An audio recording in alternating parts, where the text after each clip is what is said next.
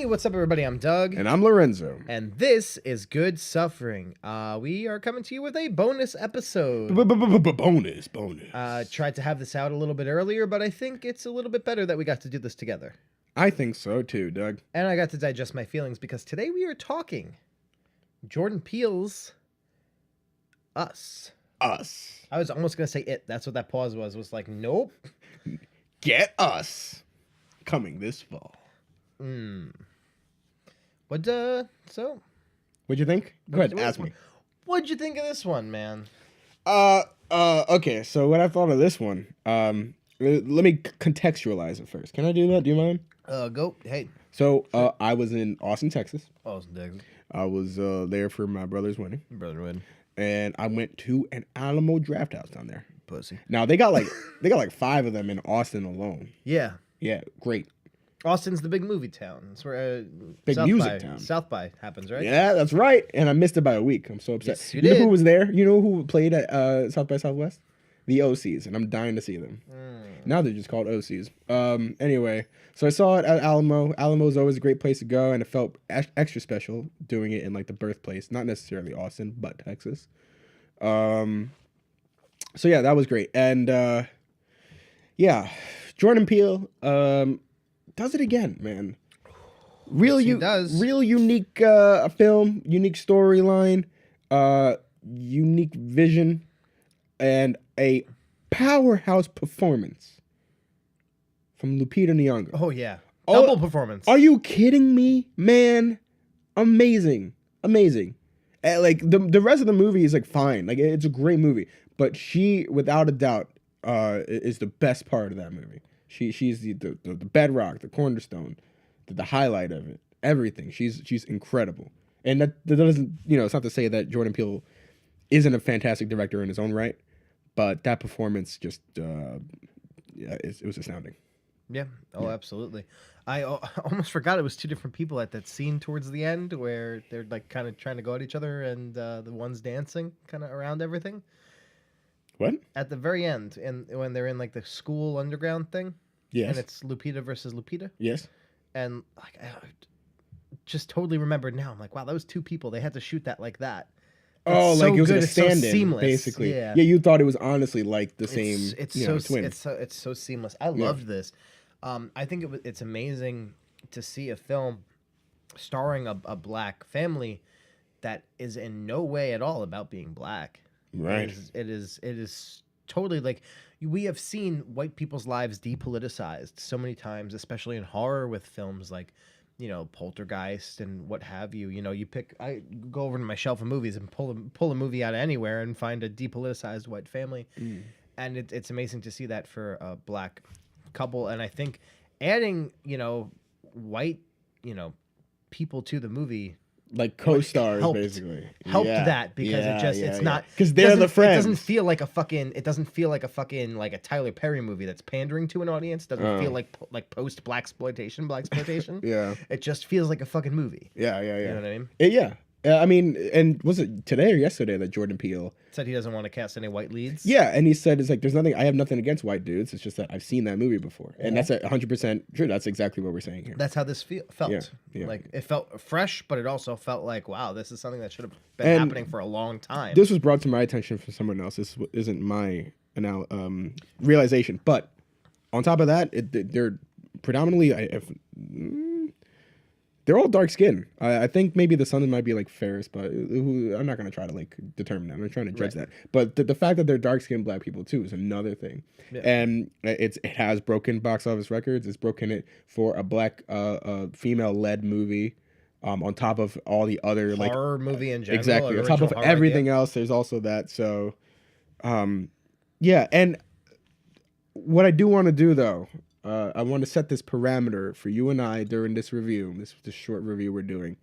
I don't want to get too lost in the hype. I don't want to get too lost in what it's become and all the accolades and all the first that it's done. Let's just talk about it as a movie. Yeah, because in a way, like, while I love that, I also can't wait for the day when like that's not a big deal.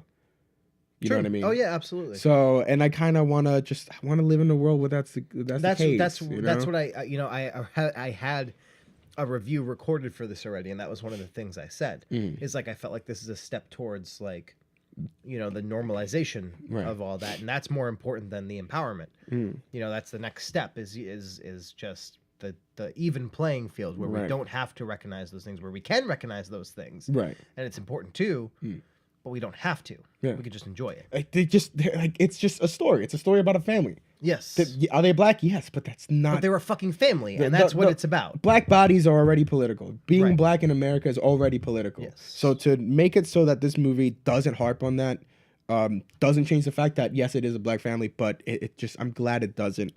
If anything, this movie is more about class than race, which ties into race, obviously, but in a way, in this movie, the way it's made, the way it's kind of like keeping up with the Joneses, it seems a lot more about class than anything else. Yeah. Oh, yeah. But also, I feel like there's this element that's like where it's the same thing as Get Out, where he's playing with so many different things at once, and it's really cool. I think first and foremost, like, we're kind of lucky to live in a world where movies of this stature get to have big giant releases. I get to go see them in a theater that's sold out, rather than like be the only one there on opening night. Yeah.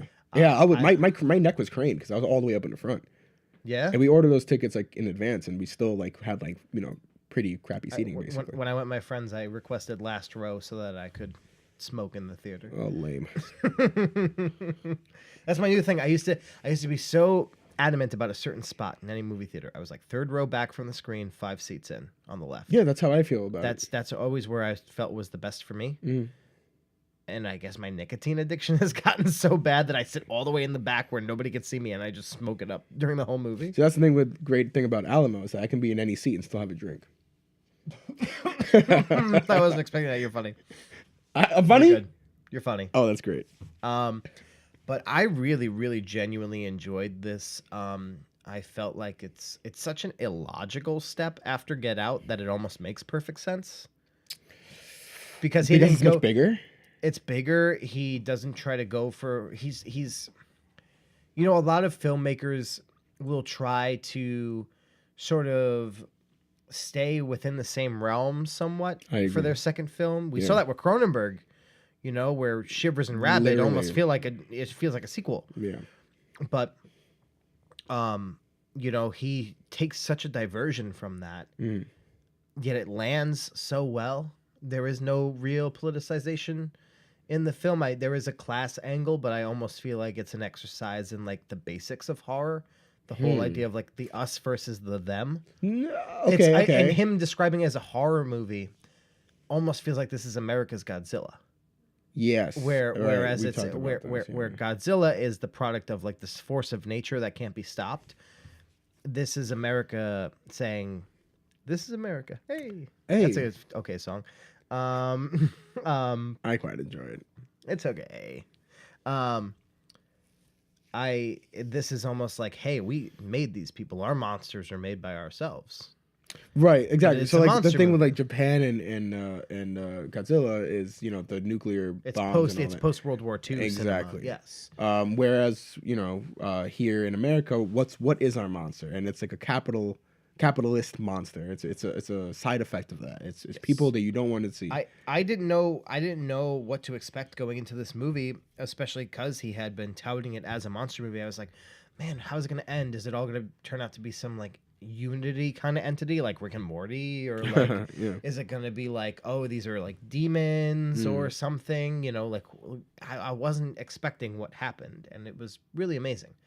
I loved every second of it. I love the things that I realized a day or two later, like, oh my God, Lupita Nyong'o's the only one who's talking because of the twist. Right, because of the twist. Like, oh, that's amazing. Yeah. And like, I really, really, I don't know. Now, I do have some gripes with it, though. Us being like US, you know what I mean? Like looking at that, like, yeah, there's and oh my God, I cannot wait for all the fucking like Jordan Peele fanboys to come out and go like, oh, you all say this is so deep, but it's right there, like, because that was the thing that was happening with Get Out. It is true though. It is true though. But there are a lot of elements that are right there. Yeah. But then there's so much more that isn't. Mm-hmm. I don't think there's anything wrong with that. It's on every level. You know what I mean? Yeah. There's nothing wrong with that. Yeah, it's great. but there are people who are Those are the racist same and want people. to take down Jordan Those are the Peele. same people that love like Easter eggs and like Marvel movies or whatever. Yeah, Fuck yeah, them. yeah. But I do have gripes with this. Ooh. Yes. Scenes. It felt like it was very much concerned with like setups and like locations or events. It felt like a little bit like it was Jordan Peele wrote this like on postcards, one by one, and just put them next to side by side, and was like, okay, I have a movie. There wasn't all that much seamlessness between scenes to me, and then on top of that, some scenes really dragged, really lasted a long time. You feel like there's almost like just hard cuts, almost like it's played out in vignettes. It's like, okay, it happens here at the beach, then it happens here at the house, then they're in the car, then they're at another place, then they're on this street. Like it's just like it's setups. It's very much like these are like the beats that the movie has to hit, that he has in mind for it. At the risk of sounding stupid, Yeah. I understand what you're saying. I just didn't feel that. Uh-huh. I don't know if that just Nothing makes me stupid about that. dumb for No. like not noticing that or something, but no, I don't know. I really just genuinely enjoyed the ride, and I like hard cuts. I think it's just that I do kind of like. I wouldn't have hard. noticed it if it weren't for like the fact that some scenes like really dragged on. Like the Lupita has a great monologue when she's playing like the tethered character of herself. And thank you. I was trying to remember the. Yeah. Great monologue, great scene, like, you know, where they're all like first like entering the house, but it's just like, okay, like they're trying to keep out the monsters from the house. Okay, they get in the house. Okay, now they have to tie them up. And like now each individual character, okay, you have to handcuff yourself to the table. Okay, you have to run. Okay, you have to go play with each other. You drag him out. Like it's just like I'm a big pace guy. I like pacing. Mm-hmm. And I think that it didn't have that good enough pacing. And all throughout, especially like the fight scene, the constantly cutting back to like the dance routine, or the simultaneous dance routines. You know, we get it. Like, and not. I liked that though. I think it's cool, but it's just it went on for so long, you know, and it takes very little. Even the dumbest. But when you say that lends itself to the whole like we have been here doing this for so long, sort of. What do you mean? You and like, I? No, like as in the tethered versus the normal people. No. You wouldn't say that it adds itself to like the just sort of like the reason why they're doing this is because they've had to spend their whole reality eating raw rabbits and never seeing sunlight. You think it's a metaphoric kind of thing? I don't know. I don't want to sit here and assume that it's, you know, not accidental or not a mistake, but I would say it lends itself to that feeling. You know, I like that. That's a great point because Jordan Peele's not dumb. He's a great writer. Mm-hmm. And I don't think there's no way he could have done that so many times in the movie. Like I said, it's all throughout and it being an accident. So maybe I do need to reevaluate. Maybe I need to see it again. And I do want to see it again. I'm really upset that I'm thinking now. I was just thinking like I meant to see it in the Dolby Cinema with the really cool audio. Let's go. I meant to see it in IMAX because it's an IMAX. Let's go to that too. And I'm hoping that it's not done because I don't know what comes out this weekend. Dude, come on. With those box office numbers, it's not going to be going for a while. If another movie that's already got the IMAX then again, slot. Shazam is coming out this weekend. This weekend? Or next week? April. It's coming out in April. Okay, so we have 1 weekend. This comes out like right, tomorrow. This episode comes out. That's what I mean. That's what I was trying to say. Yeah. I'm messing with the time jump here. This is future Lorenzo and Doug, I'm saying. Ooh. This is not so future as in the episode we just recorded. Wow, this is weird. It is weird. Ooh, I don't like thinking about time. Yeah, no. So there's too many instances of that maybe it was done purposely. Maybe I should go back to that. But for what it's worth, on a first viewing basis, I didn't really like it. Yeah, that aspect of it. Not yeah, the movie right, exactly. But there's so much cool stuff. I mean, the opening scene, like the whole holding hands across America, the T-shirt stuff. Great color palette again. You know, instead of like Get Out's like blue, this is really about, you know, like a red color. You know what's really great? The dynamic of I'm blanking on Lupita Nyong'o's name in the movie, but her father versus her husband, of like being able to show that like you always got to pick one. Again, you were talking about like the politicization of black bodies. Yeah. And you always got to pick one. Are you going to show black fathers as the stereotypical like non-attentive or absent father? Yeah. Or are you going to buck that? And Jordan Peele's able to do both. Yeah. to where like sort of the folly of Lupita Nyong'o's character is the fact that her father wasn't watching her was too intense, but there is no complaint that I would have about her husband as a father. And No, it's again, that's the point, is like he's the very sweet. it's so political within the depoliticization. Yes, well, You know, that's the black experience right there. right. It's even the fact that it's not there Yeah. is so important and so I've intense. said that to so many people before. I don't know who, but just in conversations, in conversations, it's like saying, oh, like, why do you have to take a stance on politics? Why do you have to be vocal? It's because, like, well, that's kind of like the day-to-day life. I have to do that. And yeah, within this movie, like I said, like even the fact that like it doesn't harp on it, but it's still there. That's definitely true. And I do really like Winston Duke's character, Gabe. He's just a very wholesome dad, very dorky. Like he's allowed to be dorky. He doesn't have to be like a really stand-up masculine man. Like he's a total goofball, and I love him. It reminded me a lot too, thinking more of like black characters, black fathers, in TV and movies that like don't have to be aggressive. With Mahershala Ali's performance in The True Detective season 3. I didn't see that. Just really great. Just really quickly, all I got to say is that like the whole time you're waiting for him to like explode, waiting for him to like I don't know, just be a dick, be a terrible husband or father, and he's not. And the same thing here, like you're almost expecting this guy to like really kind of, I don't know, like kick it into gear, but flip the switch. but he's really not the one that has to do that. It's Lupita's character who does it. Yeah. And there's like, I think one of the things that makes this movie so palatable is like the humor that runs through it. It's much funnier than I expected. Yeah, it's really I laughed funny. out loud so much. Yeah, Yeah. it was great. And seeing the jokes land with an audience is always good. I don't know how your attendance for was. sure. You had a lot of people in your Packed house, and everybody was there. They were all in it, digging it. That's the same way I felt about Get Out. Actually, you know what's funny? This was sold out. When I saw Get Out opening night, the 7 p.m. first showing, the very first, as quick as I could see Get Out, I was seeing Get Out. Like they're like morning time, you mean, or No, the Thursday, because it's supposed to release on like Friday. The Thursday pre-release. 7 p.m. showing, which was yeah. the first here, and there were maybe 20 people in the audience. Huh. It was funny. I know that's not because it made a lot of money and it did a great opening weekend. Right. But I just had the weird anomaly of like not having a very packed house. I saw this everybody was still there. on a Sunday, Yeah, like in like the middle of the like day, right? evening. Yeah, Oh, like an it evening, wasn't really night, but it was like a 6 o'clock showing or something. No, not even. It was like 5 o'clock, 5:45, I think it was, and it was still sold out. Or nearly not still sold out, but it was packed. Right.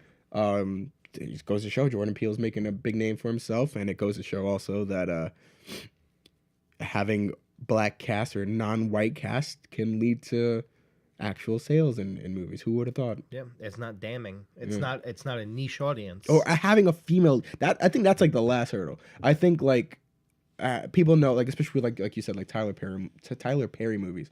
We know that like black people turn out to movies to see like black cast. Like it's gonna happen. They Right. make money, but still to this day you don't see women leads, like, or people are afraid rather, because it's not true, that female leads can bring in big numbers, but they do, and this did.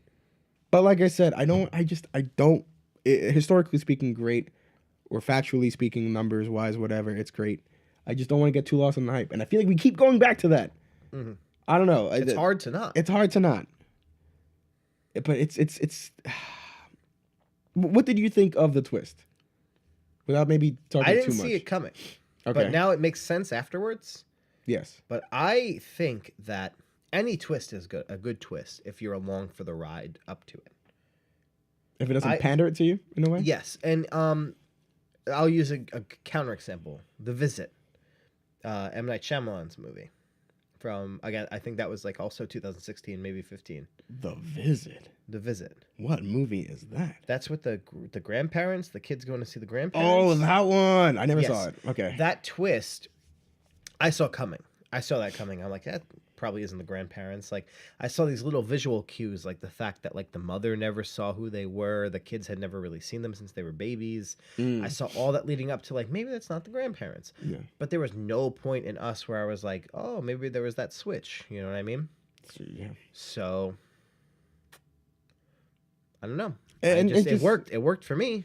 And there's so much like visually like lending itself to the twist or to the overall atmosphere of the movie that like it's not about that, you know what I mean? Like it informs it to you. You'll recognize it once you know the twist. You'll recognize it when you see the movie again.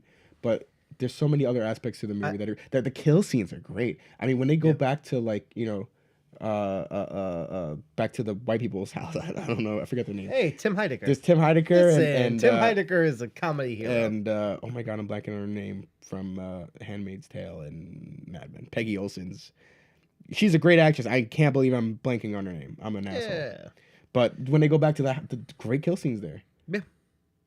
The music is great too in that scene. Beach Boys, NWA. Call the police. That was awesome. Now playing Fuck the Police. It was just it's oh yeah, it was great. It was really good. That was a very political moment. It wasn't that. Fuck the police. Not just that, but like the fact that like that being part of it, of like the white people not being saved by the cops, not being saved, not having that fortitude, not that just being. Well, everybody's in on it. Everybody, everybody's dealing with their own shit. Yeah, you know what I mean. So how about that? So it's sort of just like hey, when everybody's dealing with the shit, all your fucking structures are gonna go to shit. Protect yourself. That's wild. I don't know. Yeah, and it's sort of just like, hey, I guess there's the politicization of the black family. Is like they're taking care of themselves because that's all they've known. Is they haven't had that thing to fall back on. That's why gangs exist. The lady's last fucking words are call the police. You know what I mean? Like, yeah. Oh, there's somebody out there. There's somebody out there to save us. Oh my god! There's somebody out there who's going to protect us all. Right, like at least I can depend on the police. But then again, I mean, before that, like Lupita Adelaide, I guess it looks like on IMDb that's what her name was. I don't really remember that. Adelaide? That's what it looks like. I love that song. Hey, shouts out to Amberlyn. Play more shows. I miss you guys. She tries to call the police too, and like they're all like on hold. So when's that? I don't think I remember that. I was a little high. She tries to call the police. Oh, okay. Yeah, she does. But I mean, they're also like a middle class like family too. Right. You know what I mean? Right. That was one thing that I really liked is that like the Winston Duke's character like kept like trying to compare himself with like the boat, with like the house, stuff like that. He kept trying to compare himself to like their friends. I really appreciated that. I think that's a lot of what the movie has to deal with is about like power struggles, money struggles, and the disparity in America. Wanting to be better than your neighbor rather than being a neighbor. But what did you think of like the scope of the movie? Because I don't know. To me, the bigger it got, like knowing that like everybody had a doppelganger and the explanation behind that, like you know me, I love apocalyptic shit. I don't know because like everybody apocalyptic shit. I'm such a sucker for like the end of the world kind of movies. Big spoiler alert here, but like. I don't know, like, if I still get the premise of, like, everybody had a tethered person. Is it everybody? Is that what we're... Because it's clones, right? Like, that's really kind of what they're leaning at. It's clones. But, like, they have to, like, live their lives above ground and because the people that are tethered... Or, like, a failed experiment or something. Also, like, have to live the same lives, but, like, they don't function the same. They're a complete opposite, basically. Mm-hmm. And in the beginning, the opening, like, credit or opening... type on the screen says that like there's a bunch of unmanned tunnels all across America. So I think you can, and then even the end shot where you see like it's basically hands in hand across America. Yeah, everybody has a tethered. Everybody in America, I guess you could say, has a tethered. I don't know. It felt like to me like the bigger it got, like the scope, the more rickety it was, like the less footing it had. I like that. I like it. I like that unexplainable nature. I think that's part of the thing that draws me to horror. And that's always the thing that I wind up having to defend in the group chat. So you don't have to explain it? In the group chat, Taylor was saying how Claire's boyfriend, Willie, was like pointing out a lot of plot holes and things like that. In what? On Us? Yeah. Huh. Like things like that. Where was that? Was that when I was in Texas? Yeah. Oh, okay. Yeah, phone was off. Or like maybe the day you got back. Okay. So still phone was off. You're like lit. Yeah. Wearing off the lit. Yeah. A dimming bulb. But I don't know. I love that about horror. I love nightmare logic. I love that there doesn't need to be an explanation. Like, you just take it. Like, this is how it is. You fucking take it. Because that's how a lot of life is. You just take it. And I think that you can't, if you play by these rules where everything has to have this, like, solid explanation, I think movies become weaker when they look for that solid explanation, when they look to have that footing. They become weaker. Because horror movies... The whole point is that it doesn't happen in real life. You know what? And I think that's So I love this about that it doesn't try to over explain itself or justify itself. It doesn't need to be justified. You take it, you learn from it, you enjoy the ride, you get scared. Yeah. And I think that's walk out a better person. Not only just like scary to people, I think that's also like unnerving to people. Yeah. Including me, because we do look for narrative. We look for narrative in our own lives. We look for meaning or purpose as to why everything happens for a reason, right? That's what we tell ourselves. We try to look for this led to that, this led to that. Like, everything's about cause effect. Everything's like leading to like this next event in our lives, this climax. Like, oh, it's going to be better. This is why I went through this, and so on and so forth. And so when that's the whole reason why people even believe in a god. Let's not get into that. Right, of course. But everybody wants to be. Everybody wants to be led. Everybody wants to be a character. So and that goes even more. Like that's the beginning of storytelling. That's why the Greeks had like their plays and all that. Like it's about like giving a narrative. It's about giving people like morals basically. The Greeks put on like plays because like this is the moral of the story. You're gonna die if you like steal crops from your neighbor. You know what I mean? Like that's what it's about. So when people like kind of like postmodern stuff starts coming out where it's like narrative doesn't really matter or there's really no morals or what have you, and there's nightmare logic. That really throws people off. It's like, wait a minute, like my life doesn't make sense. I need something to make sense so I can make sense of my own life in it.